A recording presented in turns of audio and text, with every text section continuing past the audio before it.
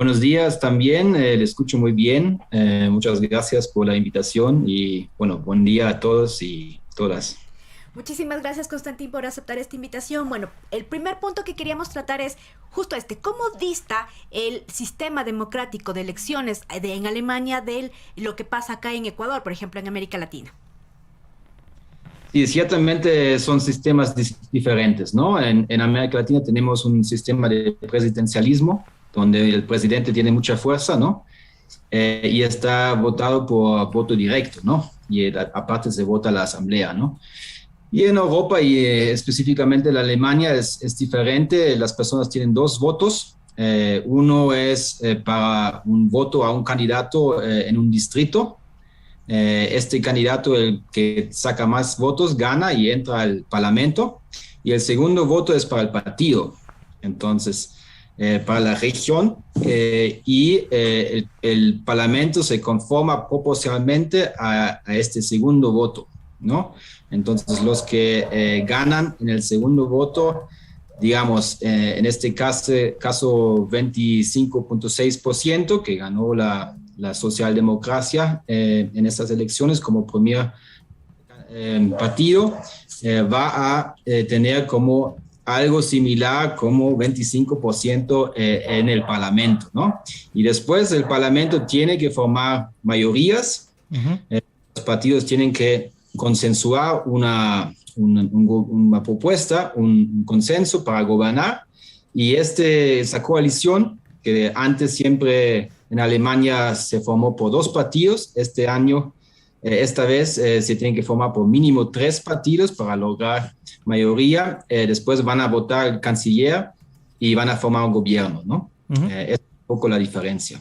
De acuerdo, vamos a entrar entonces en materia de lo que pasó este fin de semana y claro, y luego el análisis y la pertinencia de cuál será la incidencia de la política en Europa, porque tiene peso la política alemana en la comunidad europea. Tenemos en pantalla los resultados que se daban preliminares mientras seguimos conversando contigo, Constantín. Muy apretado lo que sucedió en estas elecciones de este fin de semana. Tenemos al SPD con justo el 25 y con poco más por ciento, 25.7%, mientras la coalición, este espacio de gobierno, el CDU y CSU, con el 24.1%, lo tenemos en pantalla. Este empate técnico tiene la incidencia sobre el tercer y cuarto lugar.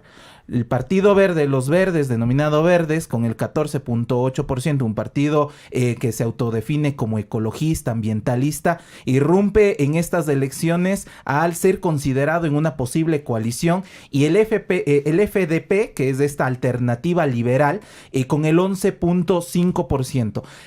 Regresamos acá a estudio y la conversación con Constantín luego de ver estos datos. ¿A qué se debe este empate técnico? ¿Cómo tú ves este escenario político que se dan entre estos sectores de la política en Alemania? Bueno, primero me parece como el resultado es ciertamente histórico para Alemania, ¿no? Porque antes Alemania era caracterizado por tener un sistema con dos partidos muy fuertes, ¿no? Que siempre sacaron más de 30% de los votos, ¿no? Los socialdemócratas en las últimas elecciones no tanto, pero antes sí, y los cristiano-demócratas, CDU, que es centro-derecha, también, que se llaman en Alemania Volksparteien, partidos del pueblo, básicamente, ¿no? Que embarcaron muchos votantes, ¿no? En estas elecciones se vio una tendencia que también ya hemos visto en otros países en Europa, que el sistema de partidos se está fragmentando, ¿no? Y esto se debe porque la sociedad también se está pluralizando, ¿no? Y también los partidos hacen propuestas diferentes a los problemas más urgentes que ve la sociedad, ¿no? Uno ahí, por ejemplo, es el cambio climático, ¿no?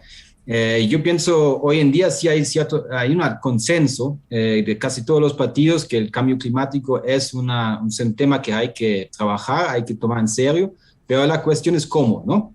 Y ahí hay diferencias, ¿no? También la política social, la política exterior y la política económica, ¿no? Y justamente ahí en la pandemia, cómo vamos a salir de la pandemia, ¿no? Entonces ahí sí hay cierta fragmentación y también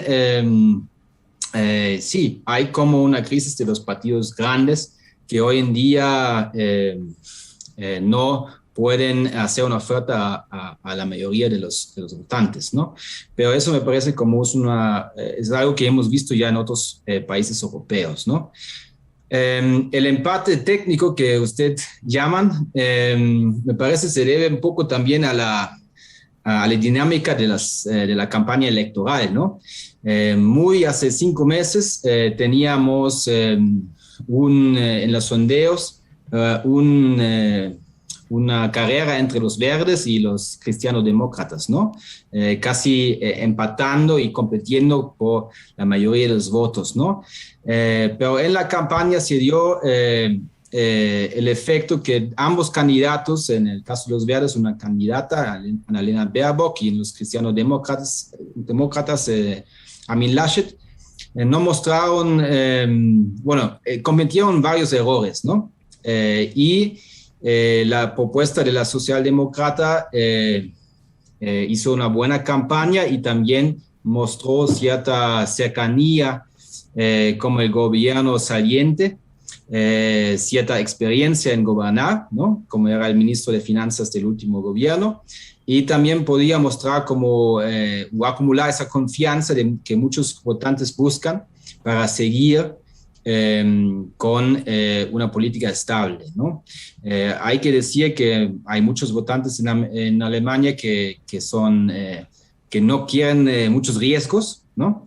Entonces se busca un poco la persona que puede como mostrar cierta estabilidad, confianza y no ha cometido tantos errores como los otros candidatos, ¿no?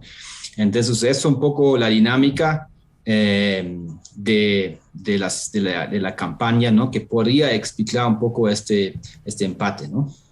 Ahora, saliendo un poco de Alemania y yéndonos en general a Europa, hace unos años nada más, bueno, en estos meses también hemos visto el resurgimiento tanto de la derecha radical como de una tendencia de ultraderecha. Este triunfo en Alemania, de más bien de la socialdemocracia, ¿cómo deja el tablero político en Europa, principalmente en países donde, como decimos, estas otras tendencias políticas están más aupando? Bueno, hay dos cuestiones, ¿no? La ultraderecha sí en Alemania sí está ciertamente consolidada. La ultraderecha en el partido AfD, ¿no? Alternativa para Alemania se llama, sacó alrededor de 10%, sobre todo en el este de Alemania, mucho apoyo. Y encontró un tema, porque el tema de migración ya pasó, no es más tema, encontró un tema en la negación de la política sanitaria del gobierno saliente, ¿no? Entonces, en contra de todas las restricciones que había, en contra de las vacunas, etcétera, ¿no? Hay como un movimiento ahí que se está acumulando y que nosotros vemos también en otros países como Francia, ¿no? Por ejemplo, ¿no? Esto sí, ahí hay como un pensamiento que ciertamente es estable, ¿no? Al respecto de lo que significa estos resultados para Europa, me parece como ya es otro debate, ¿no? Nosotros ahora tenemos como un reto, primeramente, que es quién va a formar un gobierno, ¿no? Como dije, esta vez el gobierno tiene que ser formado por 3 partidos, ¿no? Que es algo novedoso en Alemania y nunca se ha podido lograr. Entonces va a tomar cierto tiempo, ¿no?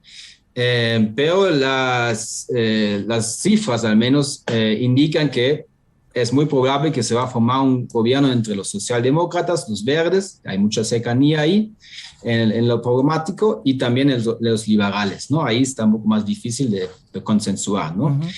Pero este gobierno sí va a tener que trabajar algunos temas urgentes para Europa, ¿no? Cambio climático, ya dije, cómo vamos a sacarnos de la post-pandemia, todo lo económico, cómo se va a componer Europa en un contexto global que ya está cada vez marcado por una competencia global, ¿no? Entre Estados Unidos, China, y también Europa está ahí en el medio, ¿no?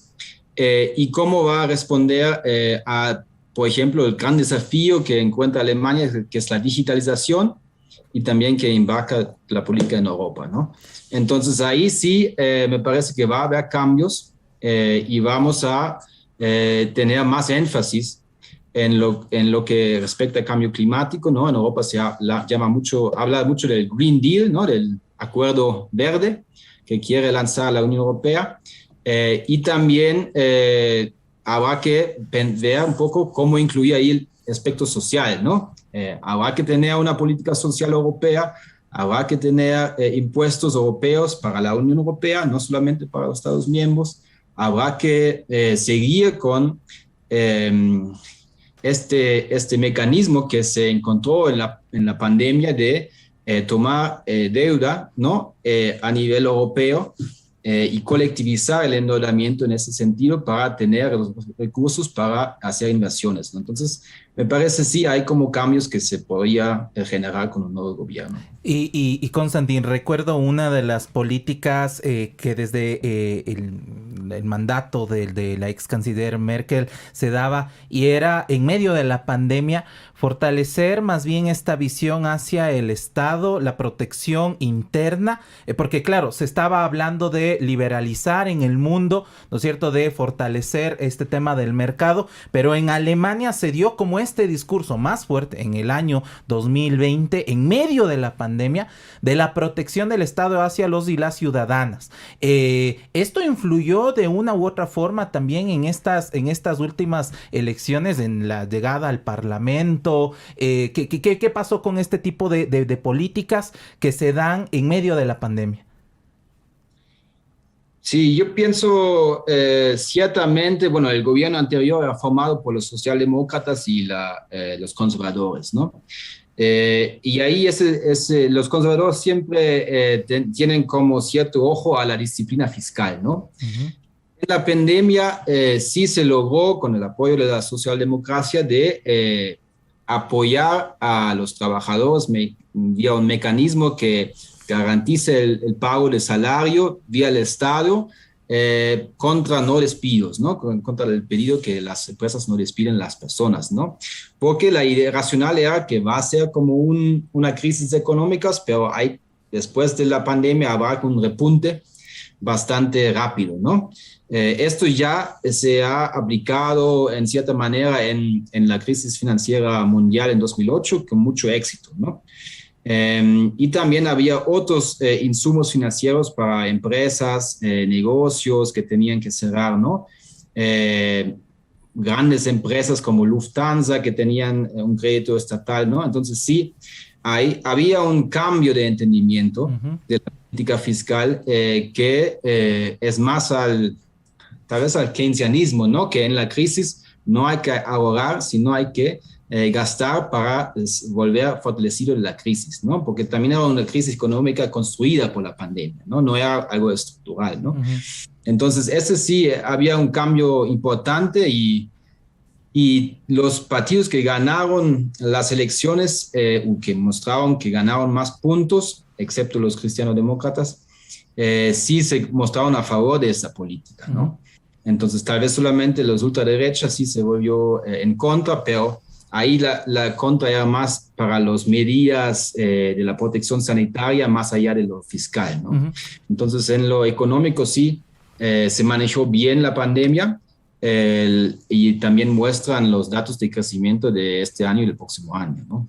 Sí, y si me permites, Vero, un tema que en este análisis me quedaba por fuera quizá es la política sobre migraciones, porque en los diferentes análisis que observé se traslada, y claro, hablábamos del tema de cambio climático, hablábamos del tema de la política fiscal, del tema del cambio de la tecnología y la implementación tecnológica, que es un reto para Alemania, pero ¿qué pasa con el tema de las migraciones?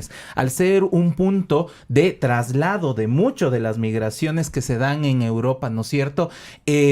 ¿Cómo tú ves el posible escenario de va a haber apertura, va a ser un gobierno o una coalición de fronteras abiertas, de mayor restricción? ¿Cómo se viene para la incidencia desde Alemania hacia Europa con el tema de migraciones?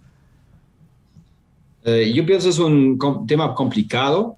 Ciertamente, en estas elecciones el tema de migración no era un tema dominante, porque la urgencia no existe, ¿no? No existe tanto como en el flujo de migración cuando había la guerra en Siria y vinieron millones de personas hacia Europa, ¿no? Esto no hay en este momento, ¿no? Sí existe migración y sí existe mucha necesidad en los países limítrofes, también en África y en el mundo árabe, ¿no? Si hay cambios en este sentido, sí podría ser, depende del gobierno, ¿no? Pero también depende de la urgencia. Y también hay que ver que eso es un tema europeo, que las soluciones ahí están a nivel europeo y hay que consensuar con otros países, ¿no? Entonces, a mi parecer, los problemas más urgentes en este sentido en Alemania, o que se discute en la arena política, están en otro lado, ¿no? Y también en la política exterior no es un tema que es tan urgente, aunque también hay ahora con Afganistán una discusión cómo se trata a las personas que han trabajado para las fuerzas militares alemanas, qué va a pasar ahí, ¿no? Pero también hay que ver que con los países donde pasan los flujos de migración, hay muchas limitaciones para que estos flujos de migración hoy en día llegan a Europa, ¿no? Entonces, es un tema que es latente, ¿no? Que momento puede volver tema principal, pero me parece en este momento no es, al menos en estas elecciones, no había como un punto muy discutido, ¿no? De acuerdo. Finalmente, Konstantin, preguntarte sobre la figura de la canciller saliente Angela Merkel, 16 años, en que en definitiva, digamos, deja un legado importante, una figura también en la política internacional, además, digamos, de la presencia de una mujer en el concierto político de Europa. ¿Qué temas deja la canciller Merkel como indispensables y que de alguna manera se podrían continuar con el nuevo gobierno o el nuevo canciller alemán?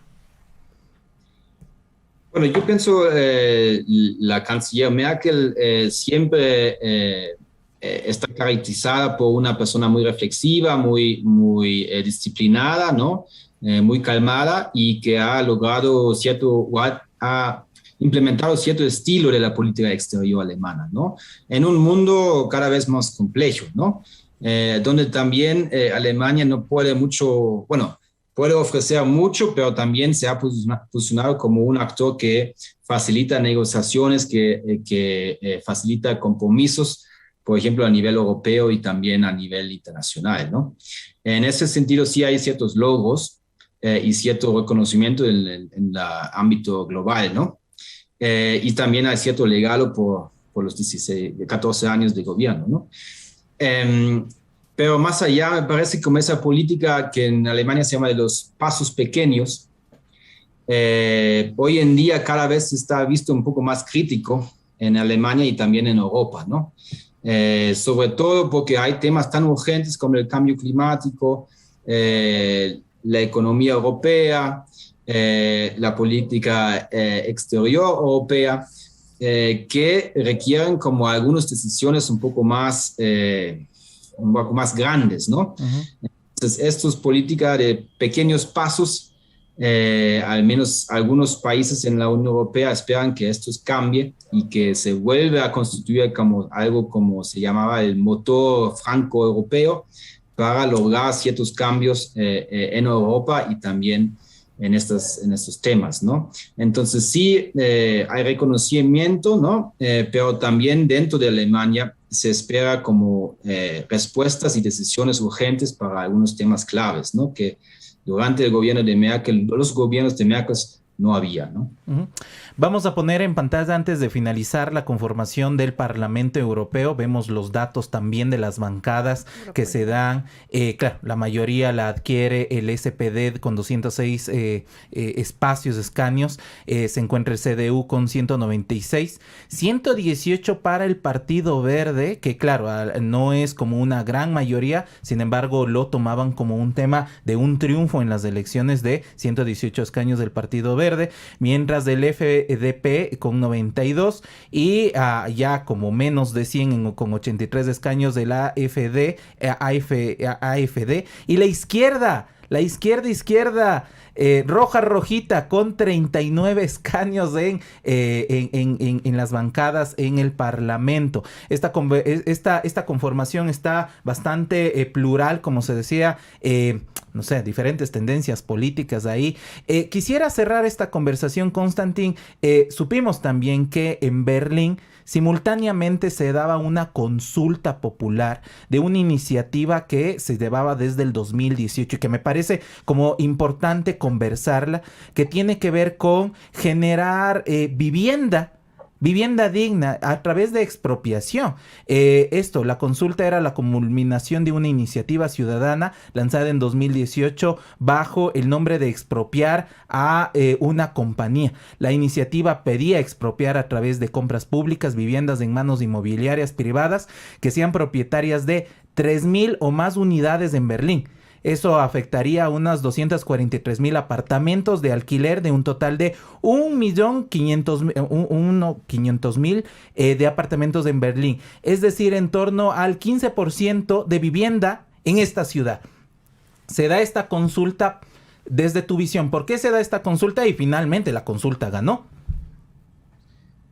Bueno, me parece como hay algunos factores importantes que pasan, sobre todo en las ciudades y ciudades grandes en Europa, pero también en Alemania, ¿no?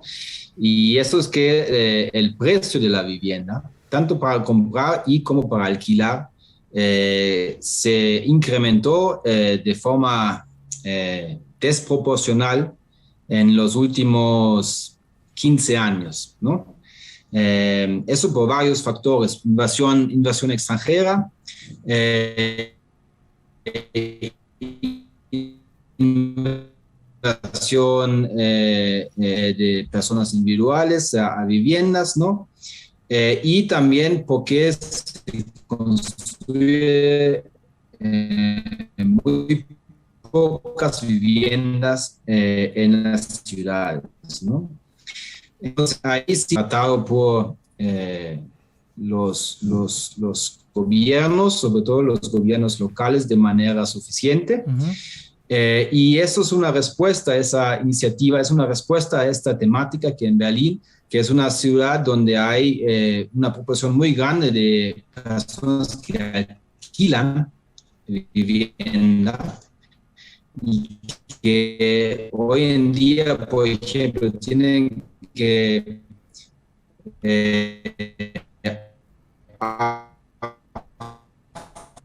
votar en más de que ha sido como votado por la mayoría de los votantes de forma positiva, ¿no? Uh-huh.